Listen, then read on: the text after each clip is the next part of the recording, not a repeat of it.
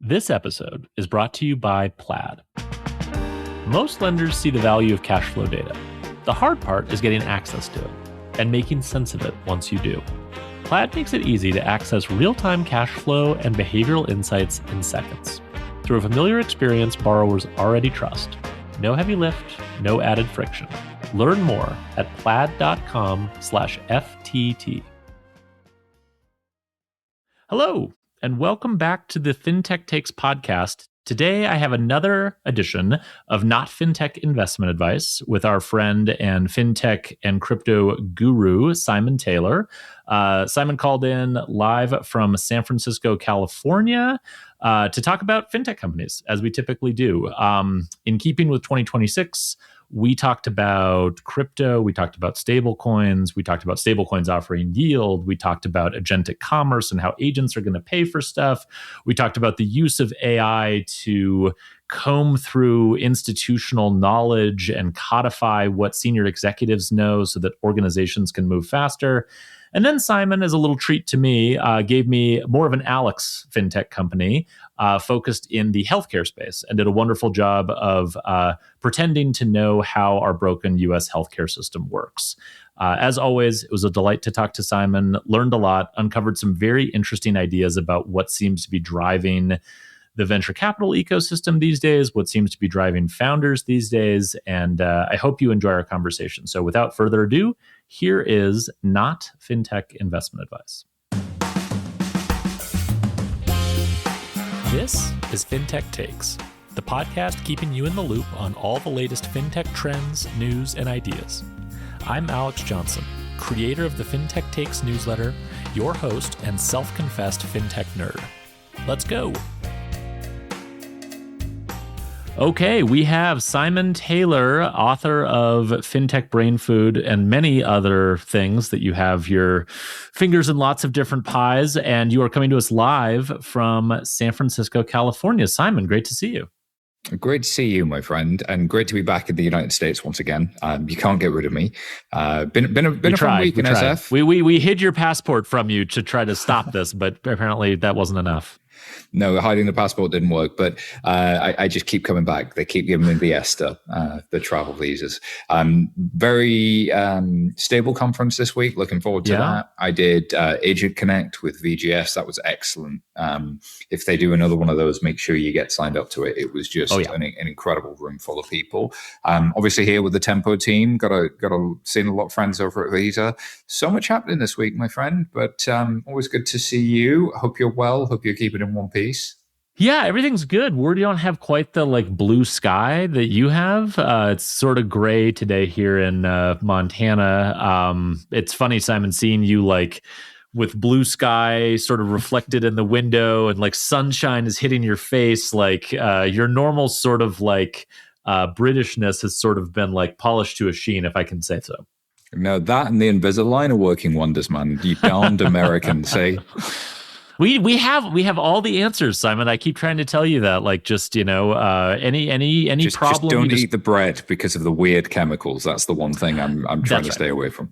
That's right. Well, RFK Jr. has you covered there. All right. So, Simon, as we typically do here, we are going to bandy about some fintech companies.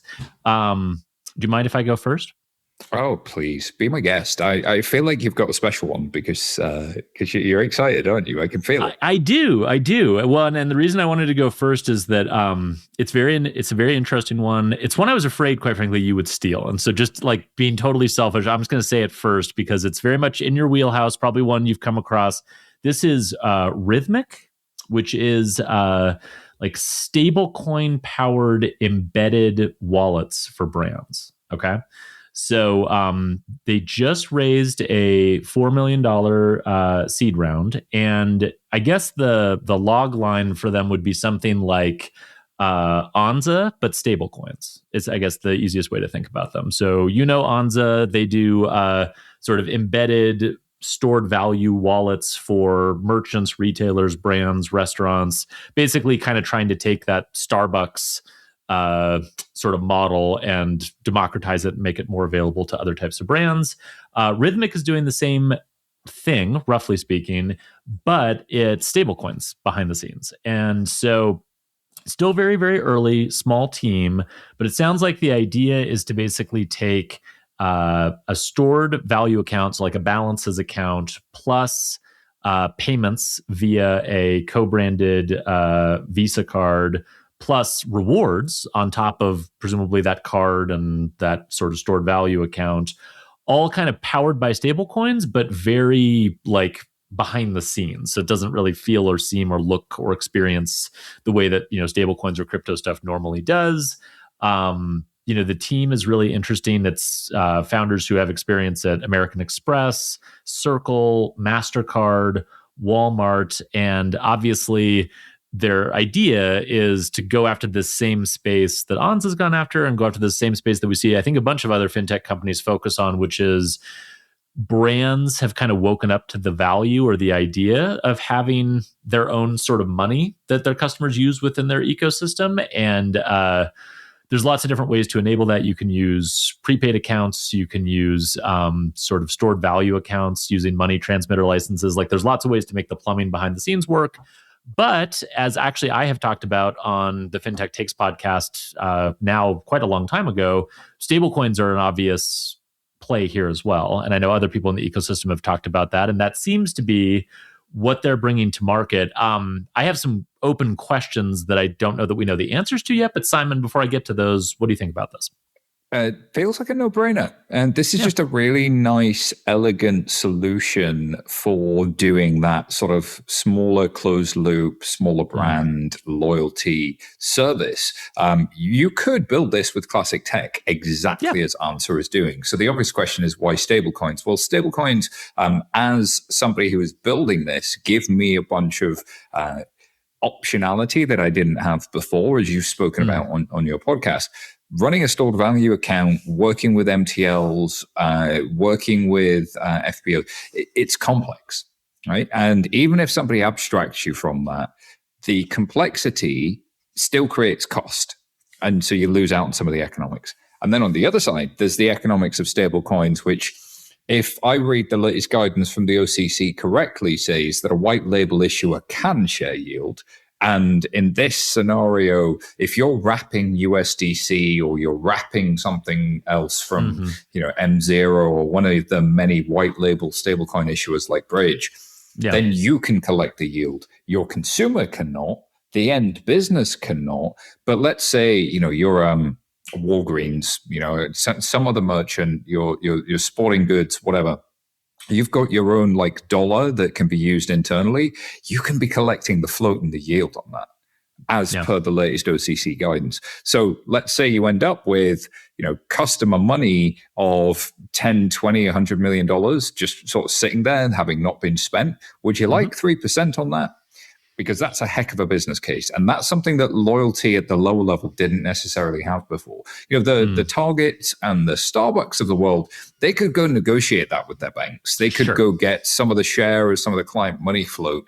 But doing that this way is very, very different. So curious in your open questions, curious if you see this as a domestic stablecoin use case with legs, because I think everybody's gone, stablecoins for cross-border. We get that. But domestic, oh no, I don't buy that. Where do you stand?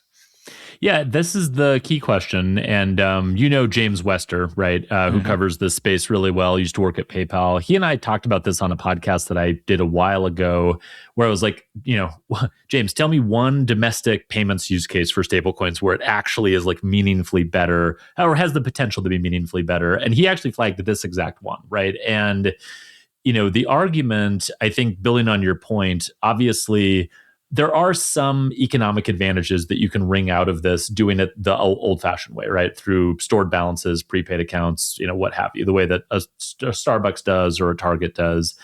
But there are sort of annoying like accounting rules that you have to sort of work around and deal with in this regard, right? So like one of the ways to think about like a Starbucks as an example is there's a very specific way that you have to account for breakage on money stored in stored value accounts. And so much of that money has to just be like left alone. You can't really do anything with it. And then X amount of that over time as it ages, you can recognize as income through breakage, because there's basically an assumption that the money is not ever going to be taken back out by the customer. And then that is like money that you get that you can then deploy in other ways. The argument essentially, I think, for stablecoins as the way of doing this is, one, as you already illustrated, it's a more sort of native way to generate yield on this thing, because instead of it going through bank partners and having to negotiate based on scale, it's a much more simple way for the yield to just get sort of passed on, again, to the entity, not necessarily to the end customer, which is something that I want to circle back to in a second. But then I think the other question is, like, how are those types of balances treated from an accounting perspective? And to be honest with you, I don't think we know yet, right? I mean, payment stablecoins in a regulated context are still very new. Typically, accounting rules tend to follow like regulatory rules. And so we're still, I think, a ways out from knowing the answers to some of these things. But I think there's a potential advantage there. The other thing, Simon, that I'd be curious to bounce back to you real fast is, there should be, in theory, an ability to make more of an ecosystem play around some of this stuff than just the sole individual brand. And the example that I remember batting back and forth with James when we talked about this before was, imagine, we'll just use Starbucks as the example. Like, imagine it's Starbucks and you have your Starbucks bucks that are based on stable coins. It's difficult right now for me to spend my Starbucks balance with non-Starbucks merchants, even if those merchants sort of sit within a larger Starbucks ecosystem, right? So imagine that there's a copy store next door, and I need to leave Starbucks where I'm working for a second to go over and make copies and then come back and continue to work on whatever I'm working on. Like, as soon as I move from Starbucks to some other place, even though I'm in the general Starbucks like productivity ecosystem, I can't take my Starbucks money with me there. Another example would be like Disney, where Disney has like theme parks or has whatever, but sometimes there's friction when you move from like one provider that has one point of sale system to a different one, even though you're within the larger sort of extended universe of Disney. In those scenarios, I would think you would have the ability to make stablecoins more of an extensible currency with a high enough amount of like liquidity behind it that you could like move into some of those other areas. Now, of course, that depends on who's issuing the stablecoin. Is it white labeled? Is it interoperable? Like, there's some questions behind the scenes. But I do think like there are some things that either Starbucks and Target do because they have the scale, but smaller providers couldn't do, or even things that a Starbucks or Target can't really do operationally just because of the mechanics that they use, but that they might want to just to enable a better, more inclusive like ecosystem experience. Does that make sense? It does. I mean, look, in principle, it's very doable that you have this sort of, it's a closed loop, but you can make it more open loop because it's just software and all you need is a compatible wallet. Yeah. The practical reality of that is, well, sure, but if you're dealing with different point of sale systems, they all need to be able to accept stablecoins, right? So you've moved the problem a little bit. The best, most elegant way to solve that problem is to make sure that a consumer wallet is the same thing being used at all times. So if I have some balance in some sort of wallet, doesn't matter what point of sale system I use it with, it's still a stablecoin being spent. And if you link a card to that, then I was just going to say, the sale's just going to work, right? So you can see how these things all come together. Like, reality is complex. They do talk about cards, right, specifically. And I thought that was interesting because like the Ansas of the world, or even like Starbucks, they don't have a card as a form factor for it, right? And so cards suggest that some level of interoperability might be something they're thinking about. Yeah. And so the really powerful thing there is Visa's doing a lot on intraday payouts and almost instant settlement to merchants. So like, let's say your customer is spending internationally and the money needs to come back to you. That's really valuable in that use case. But they're actually optimizing more and more around, like, how do I make this better for merchants to be using the stablecoin by default as the settlement infrastructure, not just the authorization infrastructure. So you've got the auth, like, customer can walk out of the store with their like Lilo and Stitch doll or whatever. But then you've got the settlement, which runs on stablecoins underneath it. So you still get all of that, rather than going through traditional wires or whatever it would have been kind of historically. So I think there's meaningful benefit here, dare I say, for a domestic use case. As you said, the accounting guidelines TBD. There's certainly push in both directions. At the moment, banks are still being quite conservative and treating stablecoins as a bigger capital risk from the Basel III implications. But, again, the guidance in Genius, the guidance coming out of the OCC is pointing more towards cash than being a liability.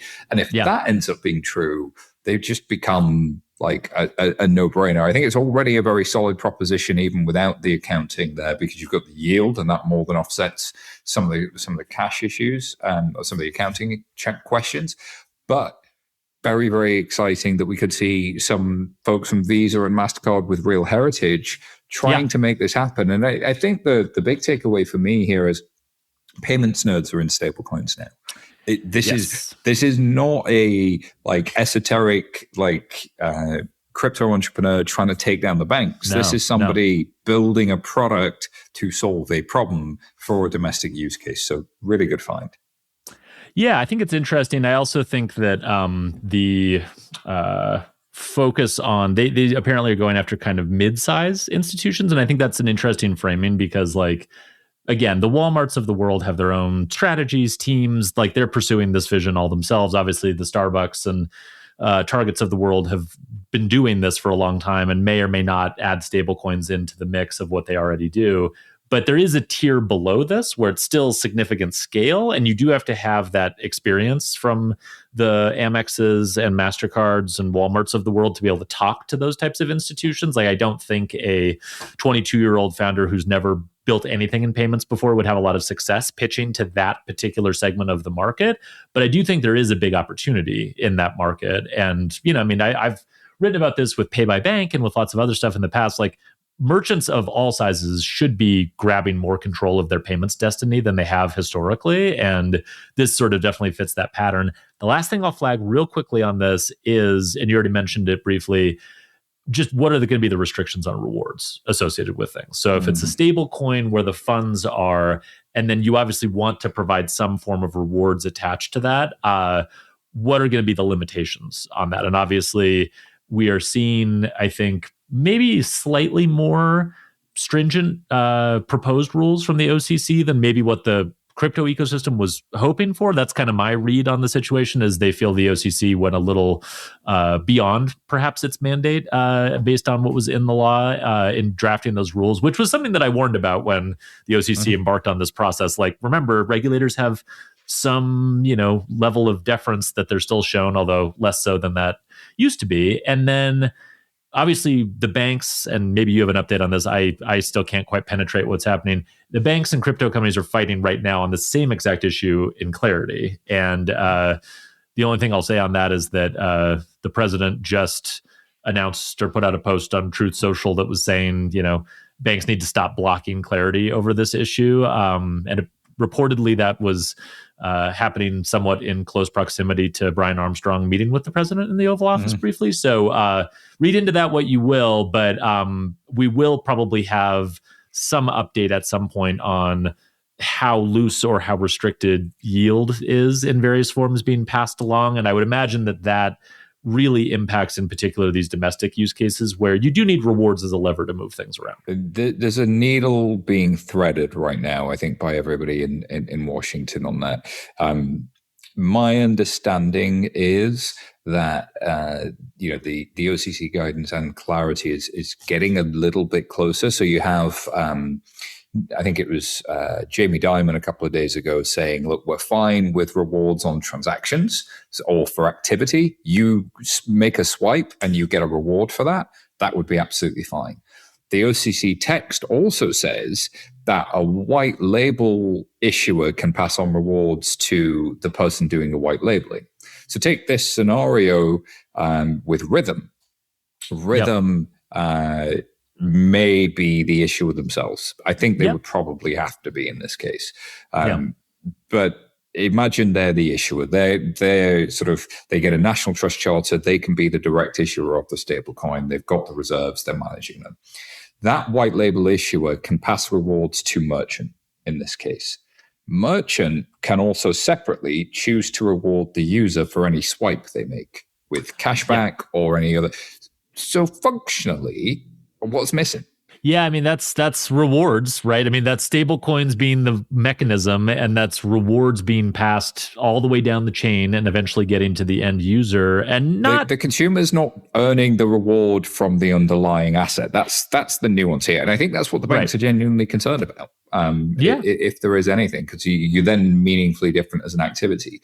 And what I don't know if the National Trust Charter has any sort of pushback on that here, because we've got Morgan Stanley filing for a National Trust Charter, which is like there's all of these weak signals that when you add them up, it feels like, look, everybody's sort of recognizing a new reality is coming. We haven't necessarily agreed what the final text is yet, but we're not far from it. And I think this merchant reward case is one that's kind of safe either way. Yeah, it seems like it should be, right? Because to your point, like merchants already do co-branded cards that they give to their customers, and those cards have rewards, including rewards that are very hyper specific to the activity that they have with the merchant, which is obviously what the merchant cares about. And so I don't really see this as being fundamentally different, and it would be strange, I think, to like overreach in some senses through genius to try to stop this activity just because it happens to be stable coins is kind of the layer underneath. Like that's kind of ancillary to the point. And I will also say, just as a note, because it's annoying to me, I find banks like arguments on this to be pretty frustrating to listen to, because obviously they're bandying about numbers that aren't based in reality at all. But like the other thing is, nothing is stopping JP Morgan Chase from, I'll just use Ansa as an example, from buying Ansa and taking it to every single merchant in the US and saying, hey, here's a way to do stored value accounts powered by JP Morgan Chase infrastructure under the surface that brings more stored balances onto their balance sheet. Like nothing is stopping them from doing all of that. And if they want to do it with traditional bank account infrastructure and bank accounts and debit cards, go for it. Like literally nothing is stopping you, except you don't want to do that work, but you also don't want other people to innovate in these areas. Like it's annoying to me when it's like, yeah, there's a market opportunity to serve customers better here. We think if someone did it really well, it might disrupt our business, but we don't want to do it. Like, I don't like that. That one in particular, I just don't really get. Which, you know, gives you some sympathy for Brian Armstrong's point, right? Like just the tiniest bit. Yeah. It's like you don't want competition. And it's this sort of like, I'm blocking it just in case it competes with me in the future lobbying that I think is, which is really short-sighted. And it's frustrating. It's rational, but it's extremely frustrating. And it's exactly why a lot of outside of the top 5 banks really struggle, is because they engage in that sort of like, we'll push the future away type of lobbying, but they don't do anything on the front foot. And because they lack the tech budgets or the experience, unlike with a few notable Chase, exceptions. Who can, but I mean, that's the thing is like, and this is where I find the arguments from the biggest banks frustrating. They're sort of acting as if they're protecting the entire banking industry from being disrupted. But the problem is, if this happens to go through and it doesn't go their way, Chase will be fine. Bank of America will be fine. Capital One will be fine. It's those smaller banks that won't. And so it is annoying where it's like, yeah, no, we don't want this to happen on the off chance it might be disruptive. But if it is disruptive, we can just jump on board with this and like we can take advantage of it. I mean, I could see Chase competing in this area, or name whatever other sophisticated sort of payment oriented large bank. Like, and to your point, there are some outside the top 5 that do this really well too. So it's this is another one of those kind of fronts in this like larger discussion that I find fascinating. We'll get there, man. Can I do you a company? Please. Meet AgentCard, prepaid virtual cards for AI agents. Imagine if privacy.com and Claude Code had a baby. So it's a API service to very quickly give AI agents cards via the command line. It has 8 simple commands, so you can create cards, check balances, log in, log out. And cards are issued instantly, like all virtual cards, and works everywhere the major card brands are accepted. So why isn't this just a virtual card? Well, it kind of is, but put simply, it's built for agents first. Every other virtual card issuer is designed for humans first. the recipient of the card is going to be a human who's then going to use that to go buy stuff. If you go to their website, they have a little button that says, "Are you an agent?" And then you click that and you get a really clean markdown like prompt that explains exactly how to work with all of their things if you're an AI agent. And sometimes, Alex, simplicity is everything. And I think there's something really interesting here is like they're not doing anything novel. It's just their customer is agents. And that is something that we miss a lot in the whole AI, agentic commerce space. Everybody's trying to build like a new protocol and build a new this and build a new that. The existing companies are all trying to add stuff. What about just a really clean go-to-market with a product we already have that already works and it's just built for agents as the customer? If Stripe was the company that was built for developers, maybe AgentCard is a company that's built for agents. And seeing agents as a customer more and more is, I think, something that we're having to learn how to do. And everybody who has an API is now dramatically thinking about, like, how do I make my docs readable for agents? And how do I make my LLMs.txt searchable? And how do I appear in those surfaces? And how do I think in Markdown? What Markdown should I be adding to my website? Like, that's kind of a new muscle people are learning. And I think there's something really nice about companies doing something just for that audience.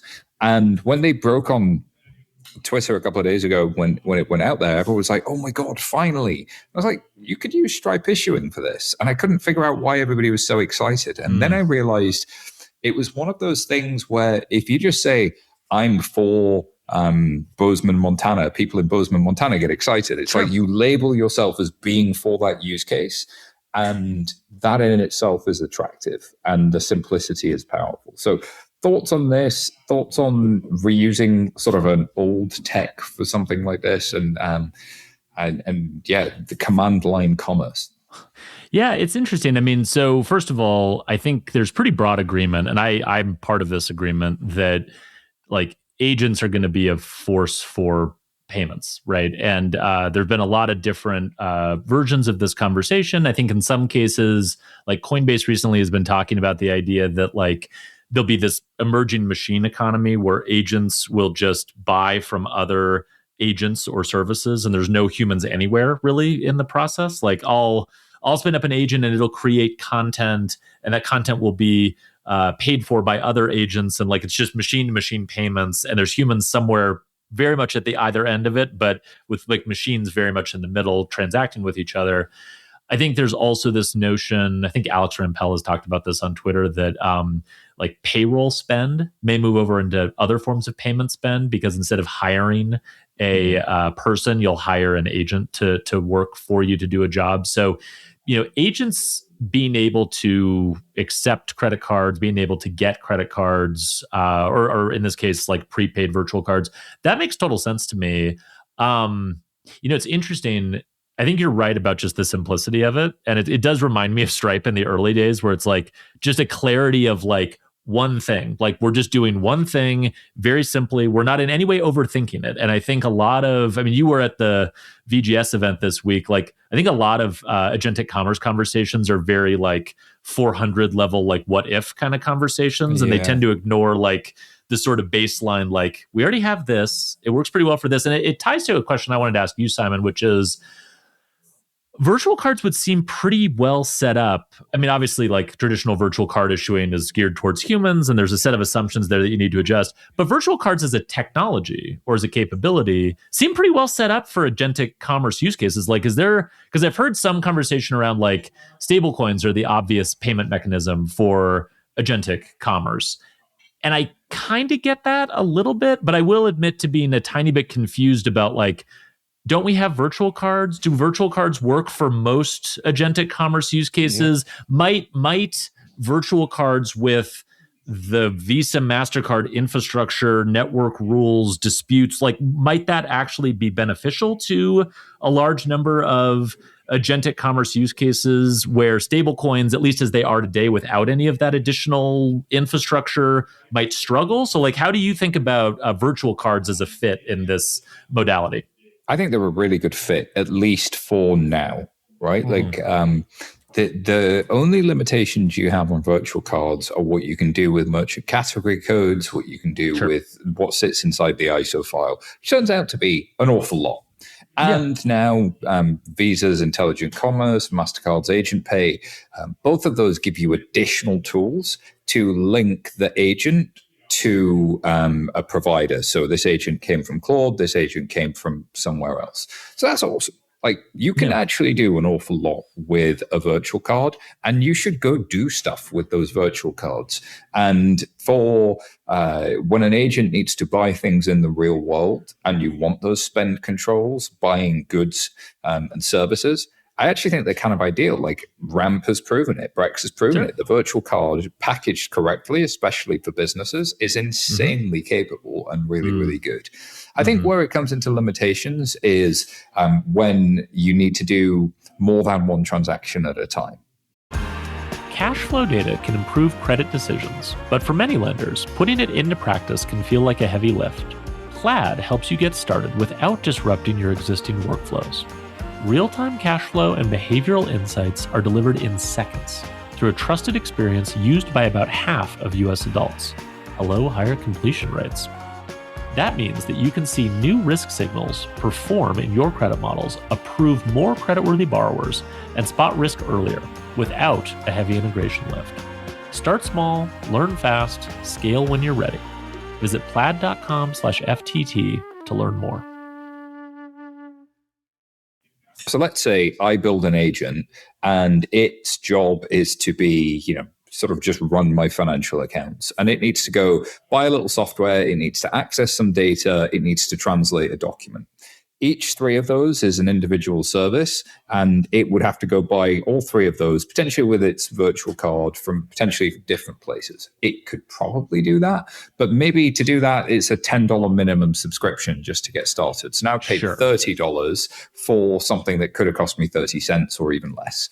And so when you get into the micropayments use case, avoiding subscriptions use case, it's a lot better to be able to do something that just works. Now, the question is, how do you authenticate all of that? Because as you said correctly, all of the rules that you get with the networks are really mature and really well thought out. We don't have this like, well, am I buying from the right agent? Did they do the right service? What happens if they didn't do the service? So I think that will come. You've seen X402 for Coinbase. I think there's going to be a lot more maturity needs to come into those stablecoin things when agents are buying from other agents, or they're buying access to an API, or they're buying access to like some data, that sort of stuff. Sometimes I only want a snippet of it. And the service you get back is like almost, it's usually like instant, right? Like if I'm spinning up something or provisioning something or accessing data, there's no like settlement risk because the thing I'm getting is instantly available to me. And so it's like, it's that solid state always on sort of commerce. Whereas a lot of stuff that touches the real world is like, yes, you've ordered this, you may or may not receive this. To me, that's where cards and their protections are a little more useful. Exactly. So when you're buying stuff, and cards make sense. When things are buying like a little bit of data or a resource, as we call it, and potentially I need not just 3 of those, but hundreds of them. And I need them all just for this one transaction, and then I'm going to throw them away. I think that's where stablecoins are much more suited. I think there's a big gap to come in the maturity of the protections around that, and also the speed. Frankly, because the way X42 or 402 is designed, it's sort of built around a card. It's like auth capture, and that doesn't make sense. Like if you want speed, you probably want to do something that can move at internet speed. Like I think there's something like 4 million emails per second being sent. Now, the fastest payments business in the world couldn't do 4 million transactions per second. And even if they did, they're not really settling. They're doing something else. So I think we're going to see a lot of change in that space in the next 3 to 6 months because I think it was in their annual letter or on TBPN. I think Patrick Collinson said, they really do believe, and it's almost a bet, the company level bet, that there will be orders of magnitude more transactions of agents paying agents than there are consumers buying stuff, because there'll be so many more agents and there'll be so much more to do. So if we go that way, then we could get there. But overall point, You're absolutely right. Virtual cards work. Use them, people.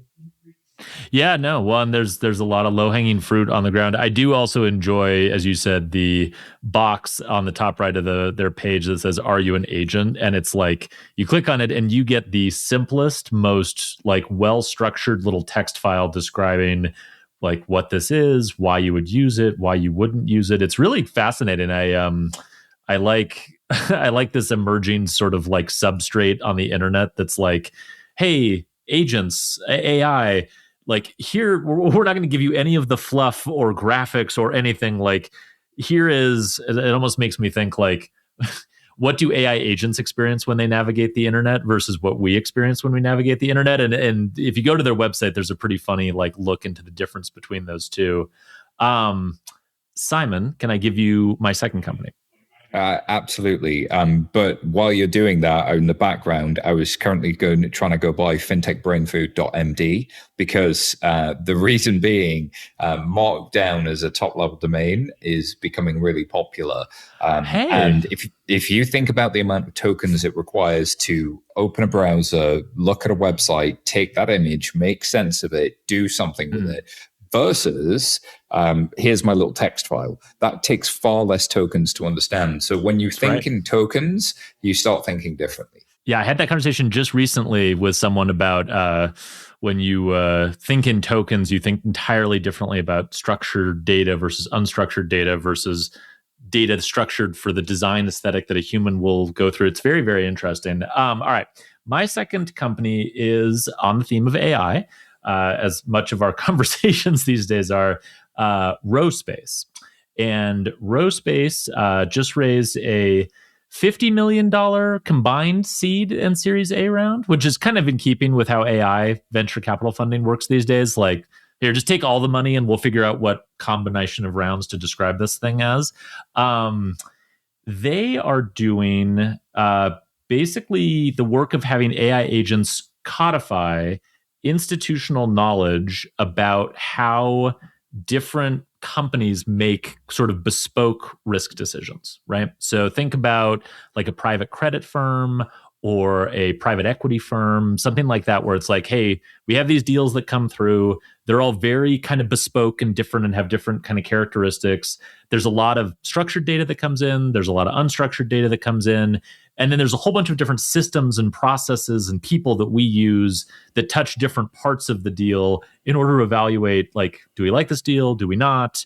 Does this piece of data tell us something that we want to act on? Does this piece of data tell us something that we want to ignore? Well, the last 4 times that we did a deal like this, we tended to ignore this piece of data, even though it doesn't look good because of these 5 reasons. So you can think of like the institutional knowledge that goes into what I would consider to be like bespoke risk management and sort of risk decisioning.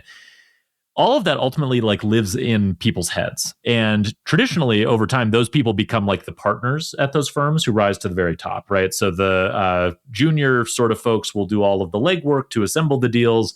And then the partners sort of come in and just sort of use their accumulated wisdom of what the firm has done over time and how it's gone to sort of check that work, guide that work, push it in a particular direction, and hopefully make good decisions. But crucially, especially these days in private credit and private equity and places like this, you also have to make these decisions fast because they're very competitive spaces, and you can't spend, months and months and months just doing due diligence and batting the idea around. So Rowspace attempts to basically use AI to kind of collate and work across all of those different sources of data, all of those different systems, kind of break down those internal silos, and to sort of learn how it is that your institution makes these decisions, with the goal of giving a junior analyst basically, like, I kind of think of it as like a virtual like partner sitting on their shoulder who can just kind of tap them and go, ignore that. Like, this is a deal like this one that we did 10 years ago.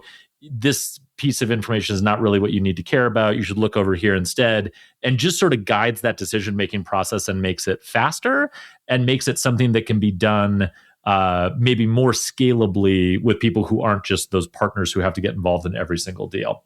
I find it fascinating on a number of different levels. I think one of the sort of interesting questions is when we rely on, and people use the word intelligence to describe AI in this context, right? Like when we rely on intelligence, built into our workflows to do this.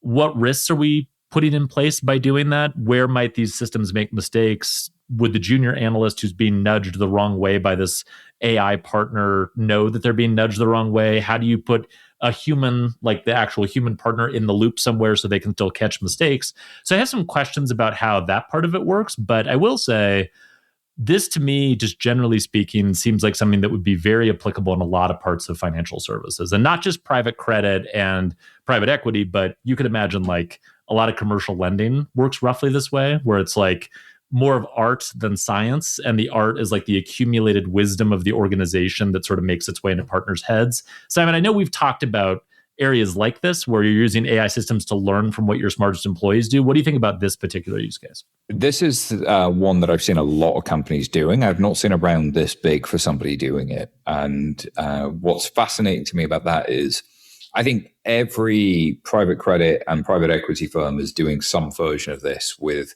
either custom GPTs or with one startup. And these startups have sold to one company.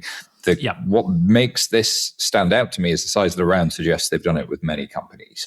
And the use case just makes complete sense that you need a little bit of specialism to understand, getting into all of the workflows that these people have and knowing what good looks like. We've talked on this show in the past about evals. Like evals is knowing what good looks like so your AI can get better. And how do you build that for somebody else? How do you build their evals? You need that domain knowledge as founders, I think, to be able to do that well. So completely buy the use case. The thing that's going through my mind is we haven't seen the Harvey of fintech yet, which is that really big scaled company. Like in legal tech, Harvey is crushing and they're everywhere. And they're almost like a cursor. They're one of those canonical examples of this vertical specific AI company that is widely adopted across numerous very large law firms. We don't have that yet in fintech. Maybe this is the first one of those. So, I mean, the use case to me seems like a no-brainer. There are so many companies doing it, but they're all small. Let's see if this is one of the larger ones. Yeah, no, I think that's right. I think the other thing that's interesting about this one, using Harvey maybe as a counterpoint to the point you're making, is I do wonder in these different domains, like where differentiation sits, if that makes sense, right? And so like in law, and I'm not a lawyer, so this might be completely wrong, but my sense in law is that the commoditization is all the grunt work that happens at the bottom that's very structured and very regimented, right? Like there's a way that you create a brief. There's a way that you review documents. There's a way you do these things, and everyone does it roughly the same way. And then the differentiation rises up to the level of like partners and the practice of law and working with clients and like all of that kind of stuff. I wonder in like private equity, private credit, commercial lending, like these areas in financial services that we're talking about, I wonder where the differentiation sits. And one of the reasons I sort of poke at this question a little bit is there's also this thing with AI where it's like, if we get enough different companies using this thing, can this thing collectively become smarter because of all of the usage? Yeah. And, if I was like a private equity firm or a like private credit firm, I think I might be very rigorous about trying to keep that differentiation and that knowledge of our secret sauce of how we do this, like out of those systems. And so I wonder how we will see different vertical AI systems scale in these areas, because the value is the same, right? It's like, do what you do, but smarter and faster. Yeah. But I think the differentiation and the competitive dynamics and the ability for the product to get smarter as it's used more, those things might be very different across different industries, which is something that I'm watching. But Simon, in the interest of time, give me one more company. I will do exactly that for you, sir. Okay, Thank so you. This is Burst. They're an API for cashback in HSA or FSA. So consumers can make their health insurance purchases for products like wellness or fitness or anything like that, but they don't have to fill in any forms. What happens is the merchant themselves installs an API that runs post-purchase And the consumer then connects their HSA, FSA provider with almost like a plaid-like interface. And Burst will then automatically make the claim on their behalf, which I think is really nice. And then if the merchant doesn't have the API, then they've also got a browser extension so you can see what's eligible regardless of what store you're in. So it's kind of like if Honey and Plaid had a healthcare baby. Kind of a way to think about it. I love your analogies. Thank you, sir. I try my best. I've seen plenty of like cashback cards in this HSA, FSA space, but I hadn't seen this merchant integration before. And I feel like for a merchant, the pitch here is quite simple, which is like, well, you're selling fitness stuff. If you install this API, you'll get more sales because people will get this discount. Like, why wouldn't you do it? It's a bit like a Klarna thing where, the first transaction, maybe a little bit of friction, but, you're getting some money off. So it's probably worth doing it. But you have it because your healthcare provider is giving you this and you probably just forgot to claim it. So like, go do it. It's a very American thing, but I think I get it. So there you go. I like it. Yeah, no, this has been a fascinating space for me for a while because there have been some other folks who've kind of dug in this area in different ways where it's basically the problem statement is there's a bunch of, and this is a very American thing to talk about, but there's a bunch of FSA and HSA dollars that, going back to our earlier conversation about breakage, that are just sitting there that aren't being used. And the problem fundamentally is that you don't always know what's going to qualify in advance, and that most people just don't. It kind of reminds me of like those old solutions that used to exist to automate like fringe credit card benefits that like existed, but they only existed on paper because they counted on breakage because you had to submit a receipt and then you had to mail it in and then you had to wait for the reimbursement to come back. And a few crazy people would do that, but almost everyone else was like, I don't have time to do that. Hey, we can automate that process for you. This is automating that process for you, except it's to the benefit of the merchant. And I will say the thing that I like that I haven't seen as much in any other place, but I think it's really cool, and you gave the right analogy, is they've sort of platified connecting to your HSA or FSA provider. And that to me is really interesting because mostly what I've seen is either integrations that are built behind the scenes or ones where the provider sort of takes the risk on behalf of the merchant. But like this is a much more like we will expose this ability to connect your account directly to the consumer. The consumer will feel empowered to shop with their FSA and HSA dollars. And I think the thing that's nice about it is over time, it kind of retrains the consumer. And this is the thing that's cool about consumer permissioning just generally is it's kind of a way to subtly retrain the way consumers think about certain things. And in this case, the way you can retrain a consumer to think is, hey, remember, those FSA and HSA dollars, that's your money. That is your money. And you should think of it just as the same way you do as a debit card or a checking account, or the way that I think some crypto people think about like making your Bitcoin spendable. Like, this is your money. Make it spendable, and using this consumer permissioning infrastructure is like a familiar way for consumers to do that. I think it makes complete sense, man. So this one felt like a no-brainer. It felt like a bit of an Alexy company. And I'm glad I seem to have pulled off explaining an American thing in like quite a good way. You did. Yeah, you didn't. You sound like you have FSAs and HSAs with like random bits of money sitting in them that you're not spending. Oh, stop it. Well, Simon, this was a good one. I'm glad we covered a lot of ground in this conversation. Anything that you want to put out into the universe before I let you go? The thing I want to put out into the universe is simplicity. We talked a little bit about it with the AgentCard, but who's building with simplicity? Who's building with markdown first? Who's building for the agent as a customer? So there's a lot of things I wish for in this world, but maybe that's one more laying down a challenge to the entrepreneurs listening. Wherever you work, whatever you do, you've got a new customer. I like that. There's something charming about the idea that thinking in tokens might force us back to a more simplistic approach for creating things, just generally. Like you do it for the agents, but then it kind of retrains your brain to think more in just simple, direct terms. There is a clarity to that I like. And, if the cost of inference and tokens is what causes us to come back to simplicity, maybe that's a good outcome for Maya. Good stuff, man. All right. Well, listen, I got to run to my next thing. Always a pleasure to see you, sir. And look after yourself and be well. All right. Enjoy the San Francisco sunshine, my friend. Thank you, sir. Bye. Thank you for listening to this episode of FinTech Takes. Stay up to date with emerging companies and the latest FinTech trends by subscribing wherever you get your podcasts. And if you love FinTech Takes, please tell a friend.